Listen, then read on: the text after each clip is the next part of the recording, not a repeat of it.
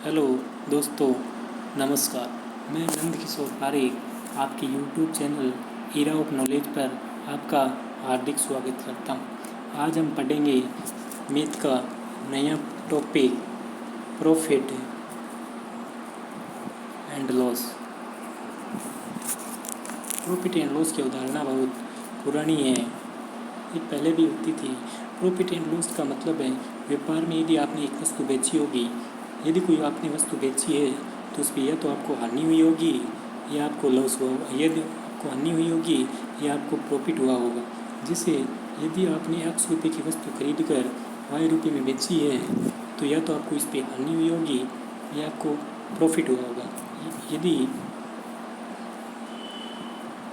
यदि x greater than y है यदि x ग्रेटर देन y है तो आपको लॉस होगा, और यदि x लेस देन y है तो आपको प्रॉफिट होगा।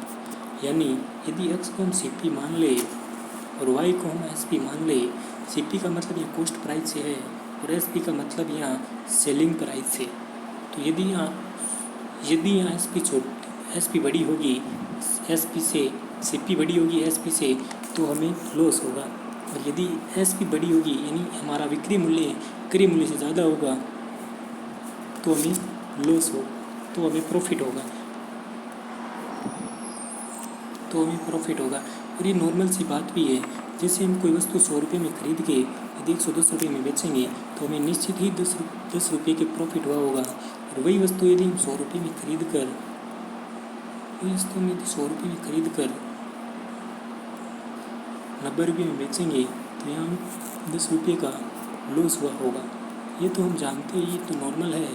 लेकिन अब क्वेश्चन एग्जाम में कैसे आते हैं वो हम पढ़ेंगे, बट उससे पहले इसकी बेसिक थ्योरी जानना बहुत ज़रूरी है जो हम आज पढ़ेंगे। जैसे 100 रुपये में वस्तु को खरीद कर CP मान ले, उसको SP कर दें हम 110 रुपये, तो यहाँ में 10 रुपये का लॉस प्रॉफिट हुआ होगा।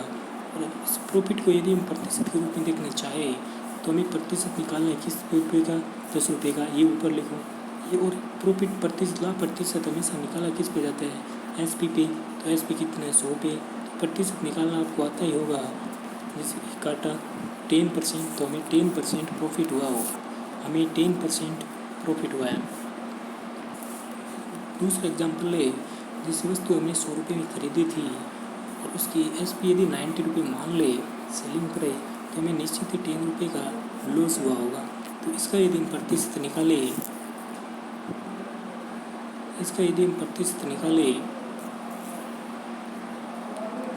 तो 100, तो हमें 10 रुपये का लॉस हुआ है।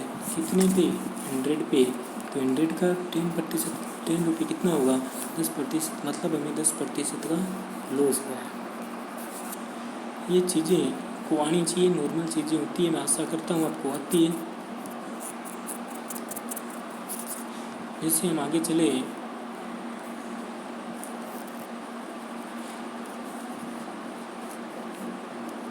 जैसे 100 रुपये की वस्तु यदि 15 रुपये में बेचे तो यहाँ में 115 रुपये में बेचे तो यहाँ में 15 रुपये का प्रॉफिट हुआ होगा। और ये 15 रुपये प्रॉफिट हमें प्रतिशत के रूप में व्यक्त करना हो तो ऊपर 15 लिखो, नीचे 100 लिखो, गुना कर दो 100 से, तो ये 15% आएगा। तो हमें मतलब 15% हमें लाभ हुआ होगा। लेकिन एग्ज़ाम में इतने सीधे क्वेश्चन नहीं आके थोड़े टफ क्वेश्चन बना दिए जाते हैं आजकल, जो हम आगे के चैप्टरों में देखेंगे। आज हम थ्योरी बेसिक कंप्लीट चीज़ करेंगे। जैसे मैं आशा करता हूँ आपको ये फ्रैक्शन परसेंटेज की प्रॉफिट एंड लॉस में परसेंटेज की फ्रैक्शन बहुत काम आती है। फ्रैक्शन बोले तो जैसे 1% को हम 1/100 लिखते हैं, 2% को 1/50, 3% को 3/100, वैसे 4% को 1/25। आशा करता हूँ आपको लिखना भी आता होगा। जैसे लिखते ऐसे हैं, जैसे हमें 4% को लिखना है तो 4% के रूप में व्यक्त करना है तो 100 से भाग लगा देते हैं। तो ये क्या होगा, ये 1 से कटेगा और ये 25 से। और यदि इसको हमको वापस परसेंटेज के रूप में लिखना हो तो उससे वापस 1/25 को 100 से गुना करा देते हैं। तो ये 4 परसेंटेज के रूप में लिखना हो तो उसे 100 से गुना कराते हैं। और यदि परसेंटेज कन्वर्ट करनी हो, यदि परसेंटेज हमें कन्वर्ट करनी हो, परसेंटेज कन्वर्ट करनी हो फ्रैक्शन में, तो हम उसे 100 से भाग बट्टा करते हैं। और वही यदि फ्रैक्शन हमें परसेंटेज में फ्रैक्शन को परसेंटेज में कन्वर्ट करना हो तो उससे हम 100 से गुना कराते हैं। जैसे मेन फ्रैक्शन बताता हूँ मैं अभी।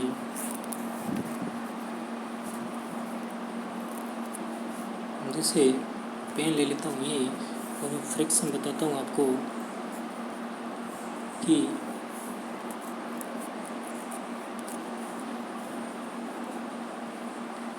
9% को 9.1 मिनट, जैसे 12.5% को 1/8 लिखा जाता है।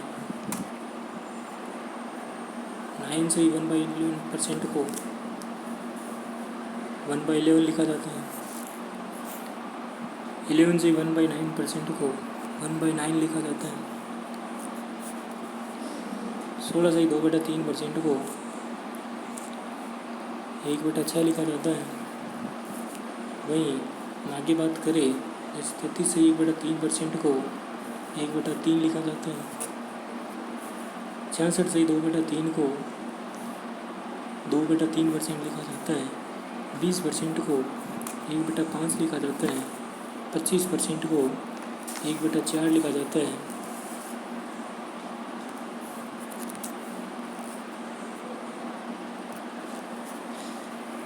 30% को 3/10 लिखा जाता है। फिर 40% को 2/5 लिखा जाता है। वही हम बात करें 87.1/0.5% की, तो इसके 7/8% लिखा जाता है। वही हम बात करें 62.5%, तो ये 5/8 लिखा जाता है। और ये आसान होते हैं बनाने। जैसे हमें बनाना हो भाई, हमें याद नहीं है 62.5%, 62.5% को क्या लिखते हैं। तो जैसे 12.5 को हम क्या लिखते हैं, 12.5% को हम लिखते हैं 1/8। ये हमें याद होना चाहिए। तो इसका लगभग कितने गुना है, इसका लगभग 5 गुना है। तो इसको भी हम 5 गुना करेंगे, तो इसको भी 5 गुना करेंगे, तो ये 5/8 आएगा। तो इस प्रकार भी बना सकते हैं। जैसे मुझे 20% का याद, 20% का याद है, 1/5 लिखा जाता है, लेकिन 60% का याद नहीं है, क्या लिखेंगे। तो इसके कितने गुना है, ये इसका 3 गुना है। तो इसको भी हम 3 गुना करेंगे, तो ये भी 3/5 हो जाएगा। इसी प्रकार हम और भी परसेंटेज फ्रैक्शन बना सकते हैं। और ये फ्रैक्शन बनाई कैसे जाती है, जैसे मैं लिखूँ 14 से 2/7% को फ्रैक्शन के रूप में क्या लिख सकते हैं। तो इसको मैं बेसिक से बता रहा हूँ आपको। जैसे ऐसे मैं आशा करता हूँ आपको कि ये तो आपको आता ही होगा। जैसे 14×7 98 +/2/7 होता है। जैसे इसको हम परसेंटेज को सही रूप में लिखेंगे तो 100/7 लिखेंगे। और अब इसको फ्रैक्शन में चेंज करना है तो हम 100 से गुना करेंगे। ये तो इसे कैंसिल आउट हो जाएगा, तो बचेगा क्या, 1/7। इसका मतलब हुआ 14 से 2/7% है ना, इसको हम 1/7 लिख सकते हैं। इसी प्रकार हम दूसरे फ्रैक्शन भी बना सकते हैं। ये फ्रैक्शन प्रॉफिट एंड लॉस में बहुत काम आएंगे। जैसे फ्रैक्शन से परसेंटेज प्रॉफिट एंड लॉस बहुत आसान हो जाता है टॉपिक। जैसे मैं इसे लिखूँ, कोई एक वस्तु जिसकी एसपी है, जिसकी सीपी मान लो, जिसकी सीपी है 330 रुपये, और इसको 33 से 1/3% के लाभ पे बेचा जाता है। तो उसकी एसपी ज्ञात करो। तो इसकी एसपी हम ऐसे नहीं, ऐसे तो कैलकुलेटिव हो जाएगी। फिर वैसे हम इस फ्रैक्शन से करेंगे ना, तो 33 से 1/3 को क्या लिखा जाता है, 1/3। 1/3 का मतलब 1/3 का मतलब क्या होगा, मतलब कोई वस्तु 3 रुपये की है तो उसको 1 रुपये की प्रॉफिट में मिलाकर 4 रुपये में बेचेंगे। मतलब ये कोई वस्तु 3 रुपये की है, जब 330 रुपये की 3 रुपये की है, तो हम उसको 4 रुपये में बेचेंगे, मतलब 1/3 मतलब 3 रुपये का प्रॉफिट होगा। तो ये 4 से गुना करोगे 440, इसका मतलब इसकी SP क्या हो गई 440 हो गई। इस प्रकार हम फ्रैक्शन से प्रॉफिट एंड लॉस को काफ़ी आसान बना सकते हैं। जैसे मैं लिखूँ कोई वस्तु जिसकी SP 110 रुपये और इसको 10% के प्रॉफिट पे बेची गई, तो इसका SP ज्ञात करो। और प्रॉफिट है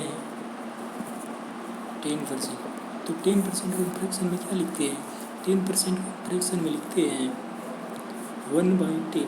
इसका मतलब कोई वस्तु 10 की थी तो 11 में बेची गई है, और यह 11 का मूल्य क्या दे रखा है, यहाँ 11 का मूल्य दे रखा है 110, यहाँ 110 दे रखा है, तो 11 का मूल्य 110 है, मतलब एक इकाई का मान क्या है, एक यूनिट का मान 10 रुपये है। तो 10 यूनिट का मान कितना होगा, 10 यूनिट का मान होगा 100 रुपये। तो इसका आंसर क्या होगा 100 रुपये। इसी प्रकार हम अलग अलग से क्वेश्चन डेली आपको इस लेसन से संबंधित आपको पूरे क्वेश्चन कराएंगे। धन्यवाद। वीडियो देखिए, शेयर करें, सब्सक्राइब करें।